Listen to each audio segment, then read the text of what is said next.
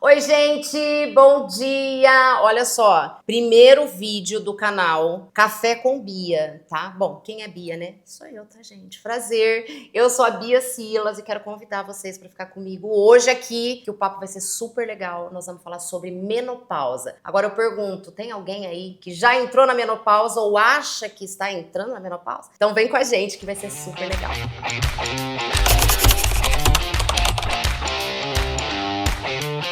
Bom, gente, vou apresentar pra vocês. Por quê? Eu quero falar sobre a menopausa porque foi uma fase que, pra mim, foi péssima. É isso. Então, o que eu achei justo? Nada mais justo do que eu trazer um profissional que cuidou de mim e que eu falo que ele me trouxe a vida de novo. Não, não é brincadeira não, tá? Eu tava simplesmente xoxa, capenga, anêmica. Eu cheguei a achar que eu tava com síndrome do pânico, depressiva, tudo que vocês possam imaginar de ruim, eu achei que eu tava nessa fase. Então, nada mais justo do que trazer alguém pra falar desse assunto com prioridade, que é o Dr. Luiz Augusto. Doutor, um prazer te receber aqui. Muito obrigada, não só por estar aqui, mas por me trazer de volta à vida. Ah, que maravilha, sou eu quem agradece pela oportunidade de estar aqui nesse café maravilhoso com você, Bia, e de você também me permitir cuidar dessa fase da sua vida. E estou muito grato e feliz de estar aqui participando também do primeiro vídeo do seu canal. Muita honra. Gente, achei o máximo ele falar desse café maravilhoso. Não tem nada o café, entendeu? Tá maravilhoso. Tem um pão de negócio aqui de batata doce, que não tem açúcar, não tem glúten, não tem nada. Tem um, porque ele gosta dessas coisas, entendeu? Aí tem bolo de banana também, que não tem nada. Só tem, acho que a banana e umas castanhas. Agora, isso aqui eu preciso mostrar pra vocês, olha. Isso aqui é um ovo mexido de hotel que eu aprendi hoje a fazer. E ficou bom. Ficou bom pra comer aqui. Saladinha de frutos, suco verde, que ele deve gostar também, porque eu não gosto, mas tá bom pra ele. Bom, tá bom, é isso aqui que tem, tá? Vamos focar na menopausa. Vamos focar na menopausa. E café que não pode faltar. Por que eu quis falar sobre esse assunto? Você lembra que quando eu cheguei no teu consultório, o estado que eu estava, né? Lembro, completamente. A gente brinca tudo, mas eu falo que é um assunto tão sério, por isso que eu quis trazer isso para as redes, falar sobre a menopausa, porque foi uma fase para mim muito difícil. Eu acho muito importante a gente falar como tudo começou comigo, tá, gente? Então, assim, outra coisa que eu quero deixar claro, tudo que eu falo aqui que aconteceu comigo não significa que é o mesmo com vocês, tá? Porque eu ouvi muito assim, eu faço exercício como saudável, eu tô na menopausa, não passei por tudo isso. Ótimo, parabéns pra você. Eu fui, eu acho que então eu tive o pior dos sintomas, eu tive todos, tá? Então, cada um com a sua realidade, cada um sabe o que passa. Então eu vou falar da minha realidade, do que aconteceu comigo, tá bom? Então, assim, eu parei de menstruar com 39 anos. Aí me chamou a atenção porque eu fiquei dos 39 ao 40, nada, sempre fazendo preventivo, indo ao médico. Não pensem, gente, que eu não fui médico, eu sempre fui, fiz exame, tudo certinho. Só que eu sempre fui, como que fala, não é indicado, eu sempre ouvia que está tudo bem, bem-vindo aos 40, está tudo bem, bem-vindo aos 40. Eu percebi, muitas vezes, que eu te falei, que eu falava pro médico, eu falava assim, nossa, eu não tô bem. Será que não tem alguma coisa errada comigo? Eu ando muito, muito desanimada, eu ando sem energia. Como eu sou talassêmica, eu tenho uma anemia, que é a talassemia. É o ácido fólico. Vamos tomar ácido fólico, eu sempre tenho que tomar ácido fólico por causa da vida. Então não, e vamos tomar vitamina. Vitamina que compra lá na farmácia e toma essa. E cada hora um preço mais exorbitante que o outro dessas vitaminas. Vamos falar primeiro passo da menopausa, eu queria te falar. Os sintomas da menopausa, quais são os primeiros, assim, que a pessoa deve olhar, se alertar, falar, opa, eu tô entrando na menopausa, que nem o meu, eu acredito que tenha sido quando eu parei de menstruar por um longo período. Sim. Seria. O primeiro ponto, Bia, da gente falar isso, né, de a gente esclarecer até pro pessoal de casa, é que menopausa é uma data. A palavra menopausa, ela é uma data. 12 meses em amenorreia, que é 12 meses sem menstruar.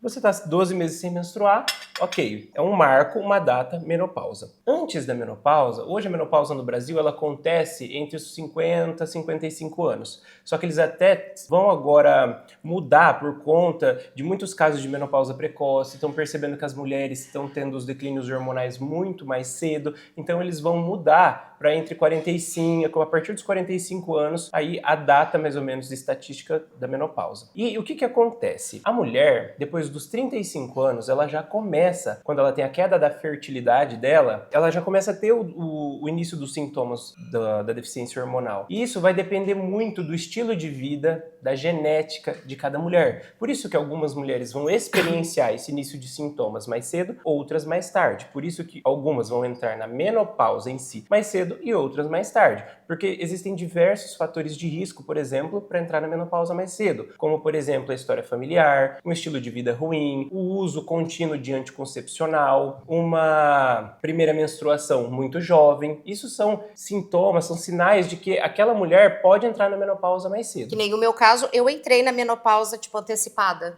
Exatamente, com 39 anos. Antes dos 40, a gente já chama de menopausa precoce. Então tá. você teve. Então, o que acontece? A partir dos 35 anos, a mulher ela já começa a ter o declínio da progesterona, porque ela já não ovula mais da mesma forma com que antes. Então, essa mulher já vai cursar com irregularidades menstruais, oscilações de humor, alterações na cognição, na memória, também com insônia, muita, com baixa libido. E olha que engraçado, é importante falar sobre isso. Realmente, antes de parar um ano, meu ciclo ficou totalmente irregular. Descia, ficava 3 meses sem vir, depois 6 meses, 2 meses, ficou totalmente louco. Até que chegou uma hora que aí parou mesmo. Exatamente.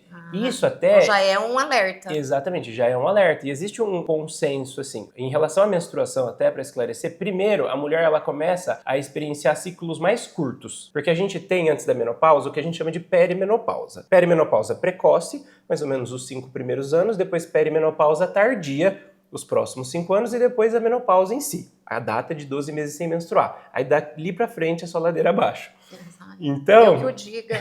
O que acontece? Quando a mulher está nesse começo da perimenopausa, que é o que a gente chama de climatério, são aqueles aproximadamente 10 anos que a mulher já começa a ter os declínios hormonais antes de entrar na menopausa. Ela já começa com esses sintomas. E em relação à menstruação, os ciclos eles ficam mais curtos. Então aquela mulher que menstruava de 28 em 28, de 30 em 30 dias, ela começa a menstruar de 25 em 25, de 23 em 23, até que, conforme os anos vão passando, os sintomas em geral vão piorando. Em relação à menstruação, ela começa a fazer ciclos anovulatórios. Então, ela menstrua uma vez a cada 60 dias, mais ou menos. Aí existe uma certa quantidade de ciclos que a mulher vai ter, né, de 60 e 60 dias na literatura científica, mas é algo que a gente não pode bater o martelo, porque cada mulher vai cursar de uma forma, até porque medicina não é matemática, né, existem muitas individualidades, e aí ela começa então a ter esses ciclos mais longos, até que simplesmente não vem mais. E o que acontece muito? Às vezes ela tá lá, menstruando de 2 em 2 meses, aí daqui a pouco vem 3 meses, aí ela não menstrua. Aí daqui a pouco passa 5 meses, aí ela menstrua. Foi o que aconteceu comigo, mas isso logo porque eu tive o Armando com 35 anos. Depois, e eu achava que era por causa da gravidez.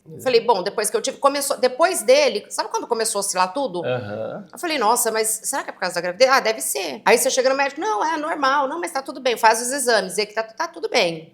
Foi exatamente assim que começou. Foi lá, 36 anos, aí começou. Vinha, não vinha, já parava. Tava próximo, ó, 3 anos antes de você parar de menstruar. Já tava numa perimenopausa tardia. E até você, era pra realmente ter sido difícil de você engravidar dele. Então... E acabou acontecendo. Porque Deus quis mesmo. Por falou, isso vai, filho, que, inclusive, é muito importante essas mulheres, quando elas estão nessa fase de perimenopausa, existe um risco delas engravidarem, de mais ou menos ali 20%, então tem que ter um método contraceptivo caso essas mulheres não queiram engravidar, até porque uma gestação com uma idade avançada traz riscos, né? Sim. De mau desenvolvimento do feto, várias coisas que até que a gente não vai entrar nesse assunto. Porém, em relação à menstruação, acontece isso. Aí tem mulher que às vezes depois de 8 meses, 10 meses, ela menstrua. Aí tem que esperar de novo até dar os 12 pra gente bater o martelo de menopausa. A data ali de 12 meses sem menstruar mesmo. Então é 12 meses sem menstruar, menopausa. Exatamente. Isso é o que a gente tem de marco. Aí, em relação aos exames de laboratório, algumas literaturas, alguns consensos, a própria Febrasgo, que é a Federação Brasileira de Ginecologia e Obstetrícia, dependendo de onde vem essa literatura, vai olhar para o FSH dosado no exame de sangue da mulher, e alguns vão dizer que é acima de 25, acima de 40, mas o consenso geral ali é acima de 40. Então isso seria o diagnóstico laboratorial da menopausa. Só que o grande diferencial, até para quem trabalha com hormônios na mulher, é que antes mesmo da mulher parar de menstruar e antes mesmo do exame de laboratório alterar, essa mulher já vai ter declínios hormonais. E já sente. Isso, e o momento certo de entrar com a terapia hormonal é quando a mulher começa a apresentar os sintomas. E que aí a gente se acha louca, todo mundo acha a gente louca, porque você vai no médico, o médico fala pra você que tá tudo bem, que tá tudo normal, aí você começa a achar louca. Porque você fala, é uma irritabilidade que Jesus Cristo, coitada da família, que o meu foi assim. Aí comecei a achar que eu tava com depressão, liguei pra minha mãe e falei, ai, eu tô com síndrome do pânico, eu tô depressiva, ai, eu vou morrer. Tipo, não queria mais saber. E outra coisa que eu falo que, você não Um bolinho, tá tão bom esse bolo. Não, eu vou começar até pelo ovo. Ai, fiquei feliz. Tá? Vamos ver se tá bom. Salguei o negócio. Aí eu falo assim, que aí você fica com... Isso aí eu acho interessante falar, porque eu fico imaginando quantas mulheres não são taxadas de louca ou se acham loucas, igual aconteceu comigo. Exatamente. Porque, gente, sabe o que eu cheguei a pensar? Falei, gente, eu não amo mais meu marido, eu não tenho mais desejo, eu não tenho mais vontade. Cheguei até, tipo, nossa, pra mim, eu amava quando, meu filho ia ficar em casa. Eu não queria que meu filho saísse pra não acontecer nada, porque eu não tinha mais vontade de fazer nada. Nossa, esse ovo tá bom, hein? Só pra te falar. Não tá? Meu Deus do céu! Eu arrasei. Tá... Gente, eu avisei vocês. Eu não falei pra vocês? A Bia tá ficando boa, vocês não estão entendendo. E olha que eu gosto de ovo, hein? Não ficou? Sensacional. Melhor do que qualquer hotel que eu já fiquei. Mas também dá um trabalho que eu duvido que o hotel fica lá, tira do fogo, põe no fogo, tira do fogo, porque não tem que cozinhar, não pode fritar. Exatamente. Tá, gente? Não pode fritar o ovo, tem que cozinhar. Então você fica lá, põe no fogo, tira do fogo, põe no fogo. Exatamente. O bolo também tá bem bom, mas não fui eu que fiz, não.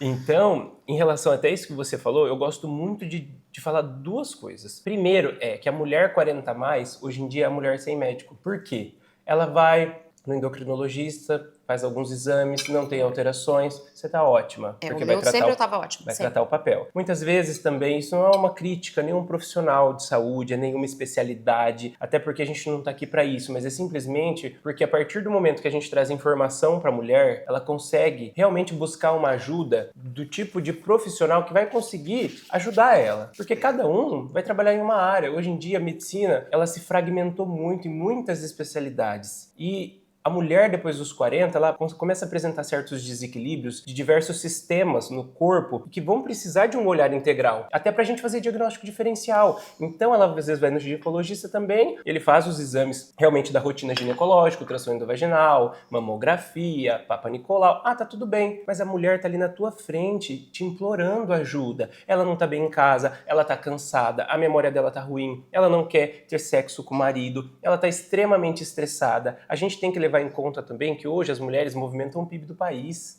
Hoje, as mulheres, elas são arrimo de família. A gente não pode parar. Então, a mulher, ela ocupa mais papéis do que o homem. Quando a gente para pensar, eu costumo dizer que a mulher tem 5 papéis, geralmente. Papel de mãe, papel de esposa, papel de profissional, papel de dona da casa e o papel dela mesma. Falei ontem pro meu marido sobre isso. Porque não sei o quê. Falei, deixa eu te falar uma coisa. Você acorda, vai trabalhar, trabalha, volta, mas trabalha, volta, você vai tomar teu banho, você vai descansar, no máximo que você faz é levar o Armando lá pro futebol e volta, o jantar tá na mesa, tá tudo lindo. Eu falei, e eu? Eu acordo mais cedo que todo mundo, eu preparo a lancheira do Armando, eu preparo pra ver se tá tudo certo, a água que tem que levar, ou não sei o que tem que fazer. Aí vai pra escola, fica 20 minutos em fila, meia hora, aí tá gravando story, porque você trabalha com isso. Exato, aí você vai, aí você volta, você tem que se preocupar com o seu trabalho, com o roteiro, que nem eu que trabalho com internet, e não é todo dia, você tem que ter cabeça boa, mexo com humor. Aí você faz o quê? Aí que foi também que mexeu com o meu profissional, porque eu não conseguia mais fazer humor. Aí você vai, você faz isso, aí você volta, você vai se preocupar com o almoço, porque a criança tem que almoçar. Aí você vai pensar no almoço, aí é o café da tarde, aí é lição, aí é estudar pra prova, teu trabalho, é tudo. Eu falei, e eu? Em que momento que você faz uma massagem, que você faz sua unha, que você vai no cabeleireiro? Hoje eu parei. Hoje eu falo assim, hoje eu paro, até vocês podem perguntar, meu marido é testemunha. Hoje eu paro, ele fica, às vezes eu percebo que até ele dá uma,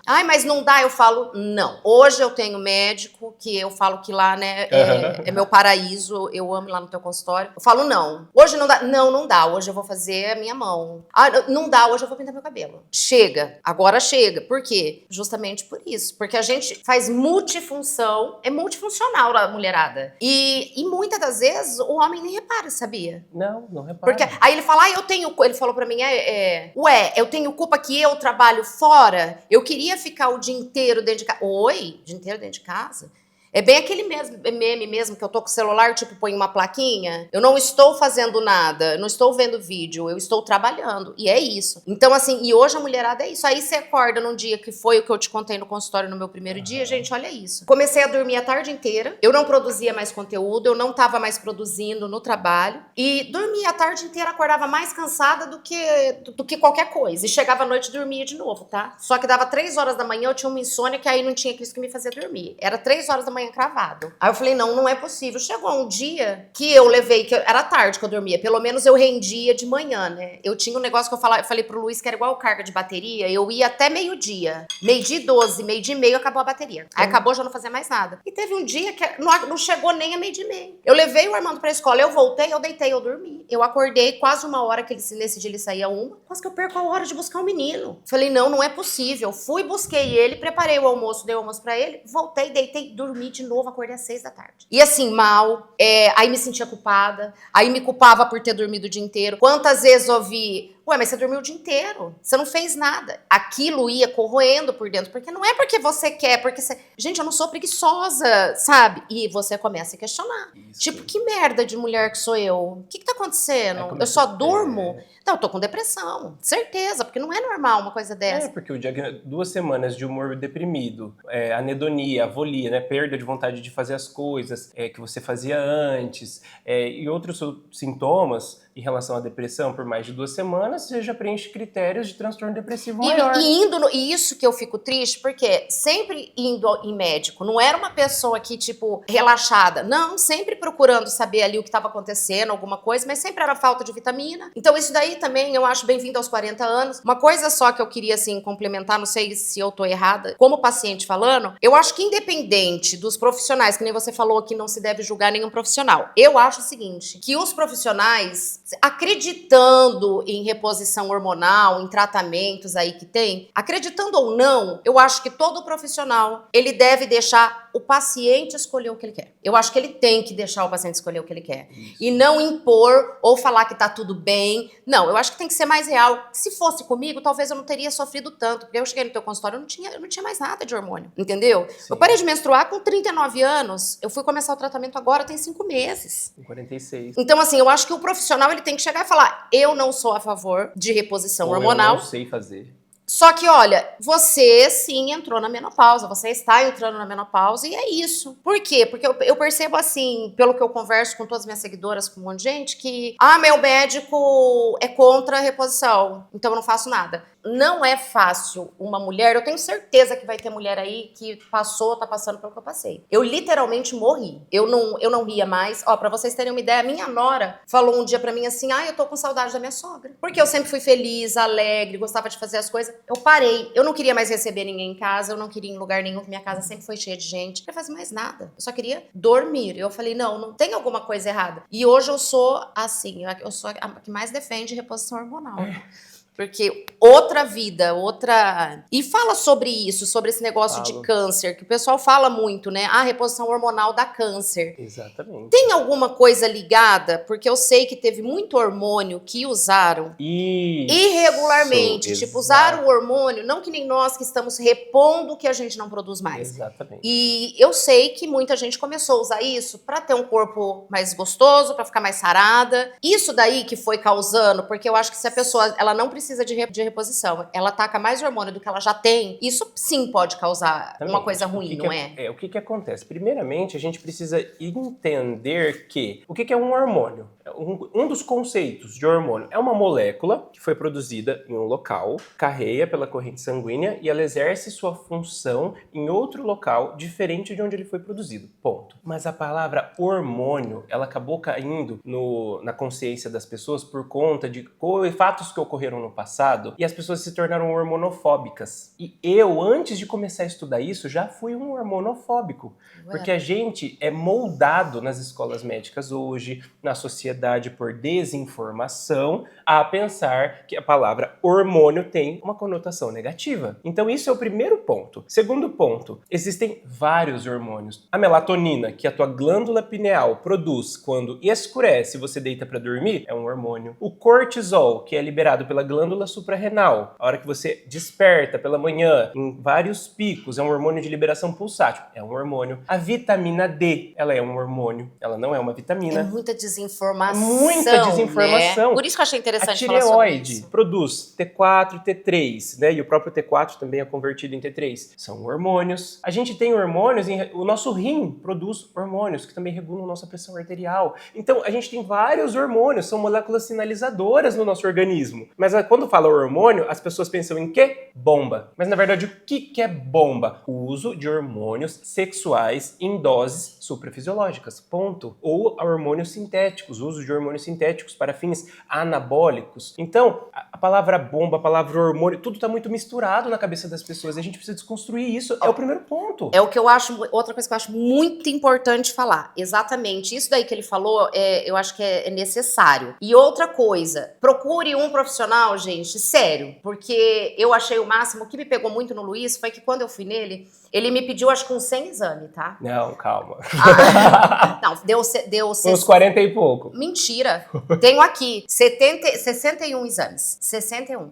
Eu tenho, tá, gente? Eu provo. Não é sempre, gente. É só na primeira consulta que eu não conheço o paciente. Até porque tem médico que usa essa informação pra falar mal de outro médico. Pra você ter uma noção. Que horror. Ele fala assim, você vai no médico, ele pede um monte de exame e caça doença em você. Não. Existem médicos que fazem marketing com isso hoje na internet.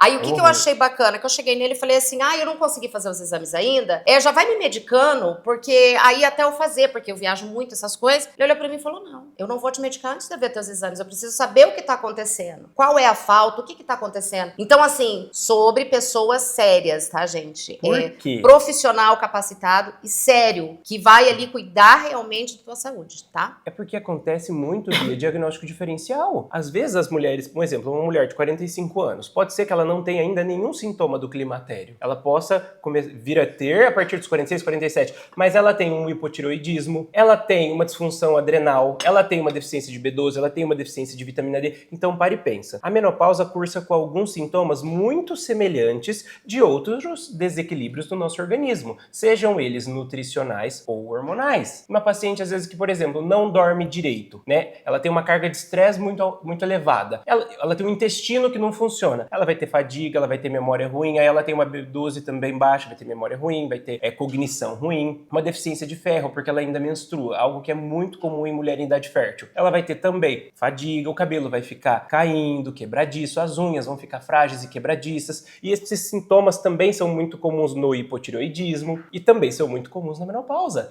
Então eu preciso entender, primeiro, o que está acontecendo com você e estruturar isso em uma hierarquia. O que eu vou tratar primeiro? Quais são os hormônios da base? Porque, um exemplo, vitamina D estimula a glândula suprarrenal a produzir cortisol. O cortisol, ele melhora, ele sensibiliza o uso dos hormônios tireoidianos. Os hormônios tireoidianos atuam no ovário também, estimulando a produção dos hormônios sexuais. Então a gente tem hierarquia dentro da prescrição hormonal. E também de uma pirâmide não hormonal. Como é que está o sono, como é que tá a carga de estresse, como é que tá o intestino, tem obesidade, não tem? Tem resistência insulínica, não tem? A paciente está inflamada, não tá? Como é que é a dieta dela? Então, olha o tanto de coisa que eu preciso entender antes de pensar em tratar a menopausa em si com a reposição dos hormônios sexuais. É isso que eu chamo de otimização hormonal feminina avançada, quando eu trato da base pro topo da pirâmide. E outra coisa que eu ia falar pra vocês é assim, todo mundo me cobra lá no Instagram, Bia, o tratamento, Bia, me passa as fórmulas que você tá tomando, a medicação. Eu não tenho como passar. Por que eu não passo o nome, gente? Eu não passo o nome. Por quê? Porque o que é pra mim não é pra você. Até excesso de vitamina faz mal. Então, assim, não posso passar. Não é que eu não quero. É que simplesmente o que funciona pra mim, aquela medicação foi feita pra mim. Não posso passar ela pra vocês. Então, isso se chama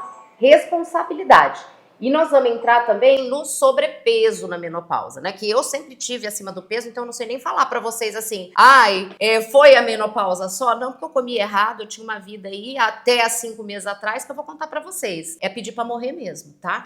Não era? Então, assim, aí nós vamos deixar esse assunto, tá? Pra parte 2, pra não ficar muito cansativo aí pra vocês. Nós vamos entrar na parte 2 pra falar sobre o peso e a menopausa, tá bom? Então a gente já volta, aguenta aí, tá?